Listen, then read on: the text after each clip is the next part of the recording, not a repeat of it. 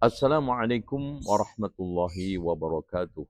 Alhamdulillah wassalatu wassalamu ala Rasulillah wa ba'd.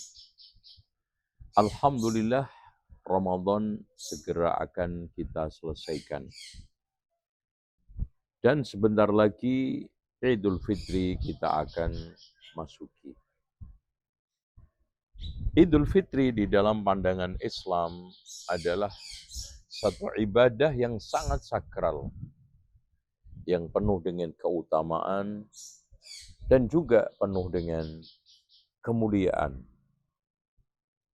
Makanya Rasulullah SAW menegaskan, Inna likulli qawmin idan wa hadha iduna. Sesungguhnya setiap kaum itu memiliki idul atau hari raya atau perayaan. Dan ini adalah hari raya saya. Dengan demikian kesakralan ini akan makin bertambah ketika kita hiasi dengan berbagai macam adab-adab yang telah diajarkan oleh Al-Quran dan Sunnah. Di antara sekian adab untuk menyambut Idul Fitri, yang pertama utama adalah sebelum sehari dua hari kita membayar zakat fitrah atau zakat fitri. Ini merupakan suatu kewajiban sebagaimana yang telah ditegaskan oleh Abdullah ibnu Umar. Farada Rasulullah sallallahu alaihi wasallam zakat al-fitri sa'an min tamrin aw burrin aw sya'irin 'ala al-'abdi wal hurri wal dzakari wal untha was saghiri wal kabiri minal muslimin. Rasulullah sallallahu alaihi wasallam mewajibkan zakat fitri 1 sa' dari kurma, dari gandum yang baik maupun yang kualitas biasa, atas kaum muslimin dari budak, orang-orang merdeka, laki, perempuan, dan juga orang-orang yang dewasa maupun yang kecil dari kaum muslimin. Suatu hal yang perlu ditekankan di sini, saudaraku seiman yang dirahmati oleh Allah Subhanahu wa taala. Zakat fitrah ini hanya khusus kita berikan kepada orang-orang miskin saja. Sebagaimana yang telah ditegaskan oleh Abdullah ibnu Abbas, farada Rasulullah sallallahu alaihi wasallam zakatal fitri tuhratan lis-shaimi minal lahwi warrafath wa tu'matan lil masakin. Rasulullah SAW mewajibkan zakat fitrah sebagai bentuk pembersih orang-orang puasa dari kesia-siaan dan kekejian, dan sebagai makan untuk orang-orang miskin. Dari sini ditegaskan oleh Ibnu Taimiyah, seyogyanya zakat fitri itu hanya diberikan kepada fakir miskin saja, tidak kepada yang lainnya. Yang kedua, saudaraku yang dirahmati oleh Allah Subhanahu wa taala, ini yang paling sakral. Ini adalah inti kita memasuki hari raya Idul Fitri, yaitu walitukmilul iddata walitukabbirullaha ala ma hadakum wa la'allakum tashkurun. Hendaknya kalian menyempurnakan hitungan atau bilangan Ramadan, kemudian takbirlah, dan semoga kalian termasuk orang-orang yang bersyukur.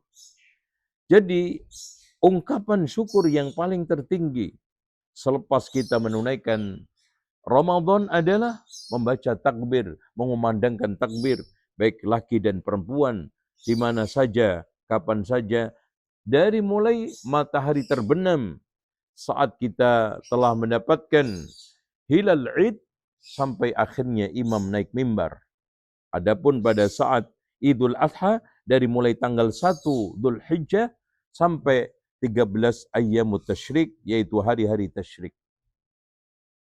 Saudaraku seiman yang dirahmati oleh Allah, adapun yang ketiga, adab yang harus dimiliki oleh orang yang memasuki Idul Fitri adalah kita mandi seperti mandi junub.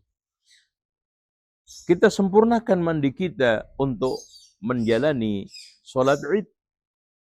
Dan mandi ini merupakan suatu perkara yang diutamakan oleh Rasulullah Sallallahu Alaihi Wasallam. Setelah itu mengenakan minyak wangi, setelah itu mengenakan pakaian yang terbaiknya.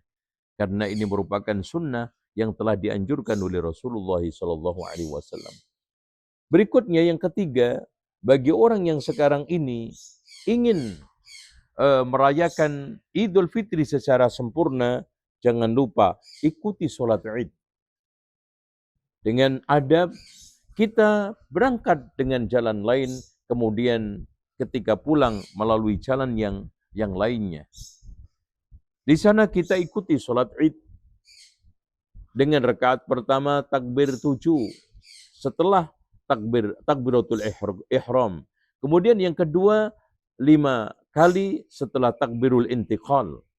Kemudian yang tidak kalah pentingnya, saudaraku yang dirahmati oleh Allah, kita ikuti dengan seksama khutbah Id tersebut.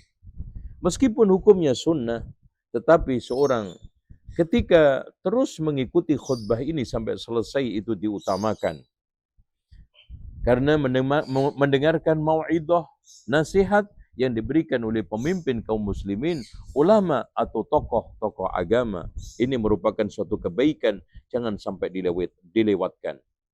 Berikutnya yang ketiga, yang berikutnya keempat, adab yang harus kita miliki ketika saat Idul Fitri adalah kita mengucapkan selamat kepada sesama kaum muslimin, memberikan tahniah ya dengan ucapan taqabbalallahu minna wa minkum ya, dan ucapan-ucapan yang lainnya sebagai ungkapan kegembiraan bahwa kita sedang berada di dalam Idul Fitri, karena Id itu adalah sebagai ungkapan kita bergembira, makan minum, dan yang tidak kalah pentingnya juga ya, kita bersenang-senang dengan makan minum. Ini adalah sunnah. Bahkan kita dianjurkan selepas kita puasa malam itu dan sebelum kita itu berangkat ke ke masjid untuk sholat Id, kita dianjurkan makan kurma dengan jumlah yang ganjil. Ini adalah sunnah. Dan juga setelah Id kita dibolehkan untuk makan minum sepuasnya, secukupnya, tanpa berlebihan. Yang tidak kalah pentingnya juga di dalam Id ini adalah berhibur dan berlibur. Kita mengadakan hiburan-hiburan, tetapi tetap pada koridor syariat, tetap sesuai dengan ketentuan syariat. Tidak ada unsur ikhtilat, tidak ada unsur sekarang ini mengadakan nyanyian-nyanyian seperti yang dilakukan oleh orang-orang fusaq, apalagi berjoget ria, kumpul laki dan perempuan, bahkan di sana ada tabarruj, bahkan yang nyanyi adalah perempuan dengan suara-suara yang meliuk-liuk. Ini semuanya sangat dianjurkan untuk dihindarkan ketika saat kita itu bersenang-senang, bergembira, dan mengungkapkan hiburan pada saat Idul Fitri.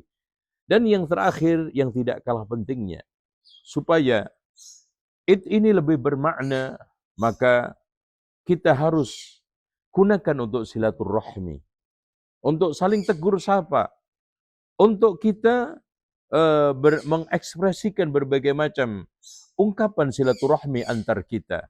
Karena ini suatu kemuliaan yang telah dianjurkan oleh Islam secara umum. Man ahabba ayyubsatu lahu rizquhu wa yunsa lahu ajaluhu falyasil rahimah. Barang siapa yang ingin diluaskan rezekinya oleh Allah, ya dipanjangkan umurnya oleh Allah, hendaknya menyambung silaturahmi. Seorang anak silaturahmi ke orang tuanya, ya. Kemudian saudara dengan keluarga kecilnya, keluarga besarnya, teman-temannya, handai tulangnya, semuanya kita sambung silaturahmi. Karena hari-hari yang lainnya belum tentu momentum sebaik ini kita bisa lalui. Kadang kita sibuk bekerja, sibuk usaha, maka pada waktu Id inilah kesempatan untuk menyambung silaturahmi yang mungkin sudah putus atau retak. Demikianlah apa yang saya sampaikan, mudah-mudahan bermanfaat. Aqulu qauli hadza wastaghfirullah li wa lakum wastaghfirullahal azim innallaha wal ghafurur rahim. Wassalamualaikum warahmatullahi wabarakatuh.